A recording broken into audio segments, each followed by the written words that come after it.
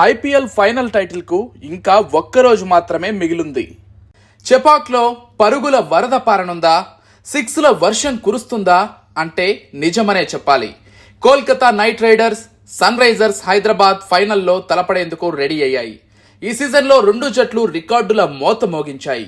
ఒక పక్క ఎస్ఆర్హెచ్ 287 పరుగులు చేయగా, మరో పక్క కేకేఆర్ 272 పరుగులు చేసి రికార్డు స్కోరు నమోదు చేశాయి. ఇప్పుడు నువ్వా నేనా అన్నట్లుగా ఈ ఫైనల్ సాగనుంది. ఇప్పటికే ఈ సీజన్లో ఇద్దరు 2 సార్లు తలపడ్డారు. అయితే 2 సార్లు సన్ రైజర్స్ హైదరాబాద్ కు ఓటమి తప్పలేదు. మొదటి లీగ్ మ్యాచ్ లో 4 పరుగుల తేడాతో ఓడిపోయింది. ఆ తర్వాత క్వాలిఫైయర్ 1లో ఘోర ఓటమిని చివిచూసింది.